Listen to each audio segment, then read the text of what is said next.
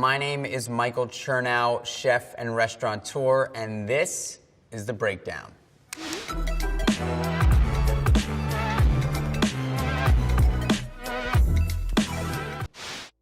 All right, guys, we're about to throw on Burnt.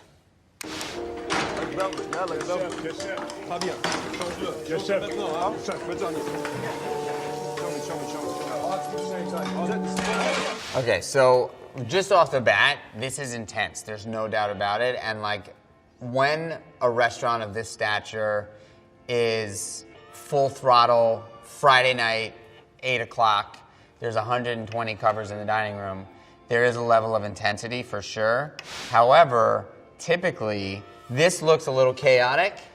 Typically, when you look into a kitchen of that stature, it is completely organized. So that feels like an intense moment, and there's definitely intense moments, but they exaggerate this a bit.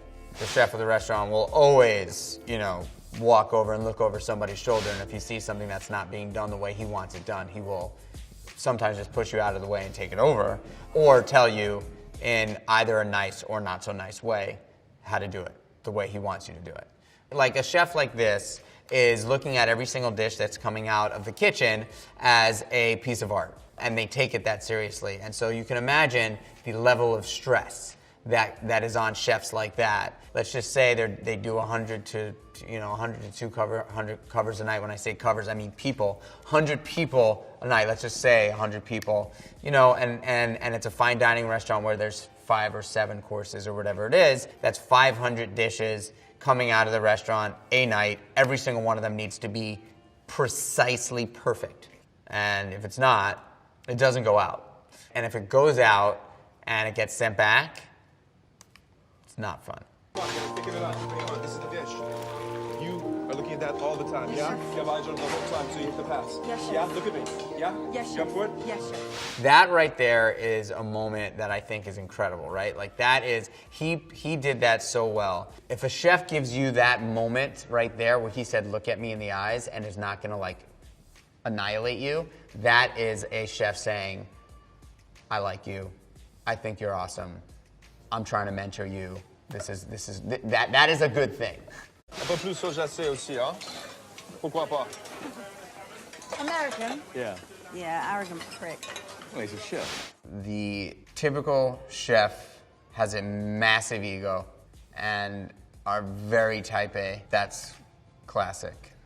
Male, female, doesn't matter. There's very few things that are as intimate as preparing something that's going into somebody's body. When you look at the role of a chef who's in control of feeding hundreds of people a day, thousands of people a week, it's a very, very serious responsibility, right? Like you're putting food in people's bodies. I mean, we don't really think about it that way on a regular basis, but it's true, and it's for real.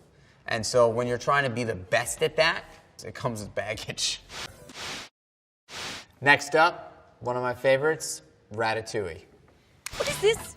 Keep your station clear. When the rush comes, what will happen? Messy station slow ticks down. Food doesn't go, orders pile up, disaster. So, obviously he does not know what he's doing. He's got a huge stock pot sitting on his station. That would never be okay. Like, you have bowls set up for uncut vegetables, cut vegetables, and then peels, like onion peels or something like that. So like you have like your trimmings, your uncuts, and your cuts, and you would never have a stock pot sitting right on your station like that. That's probably why she just flipped out. Listen, cooking is a cute job, eh? Like mommy in the kitchen. Yeah, that's pretty on point. I gotta say, like an old school, beautiful French kitchen setup. I mean, that's a beautiful kitchen. I love this movie. And then you also wouldn't stack your pots on top of each other on the station, because you'd get screamed at like she's about to do right now. I'll make this easy to remember. Keep your station clear, or I will kill you! When your station's a mess, everything becomes a mess. It's like, like they say, the age-old saying, like you walk into a restaurant and if the bathroom is a mess, the bathroom's like dirty, you can only imagine what the kitchen's like. It's the same thing with a cook. If a cook's station's all messed up and it looks like there's no order, you just kind of know it's not It's not happening. It's not gonna work. Ugh, your sleeves look like you threw up on them. Keep your hands and arms in, close to the body, like this, see? I think that that's pretty much saying like you want to keep everything tight, clean, efficient. You don't want your elbows sitting on your station so you get them all dirty like she was talking about before. You don't want to be dirty. You got to be organized, you know, and that's what she's trying to do. That's what that's what all these clips, it's all about trying to be organized. I got to say that like actually now like looking at this cartoon, they did an incredible job of really making a kitchen feel like a kitchen. I mean, even to the dish station. So that's the dish machine right there. Like, it's perfect. The whole entire setup and the line there and the dish, that's called the dish pit. It could not be more accurate. Remember what I said about having different bowls for mise en place? So like, you know, they're not peeling their potatoes onto their cutting board, they're peeling their potatoes into those bowls, so it's nice and neat and clean. They have their peeled potatoes in that container, they have their unpeeled potatoes in the other container. They're peeling into the bowl. It's pretty on point. Guys, thanks so much for watching me break down these awesome, classic cooking clips. Power off.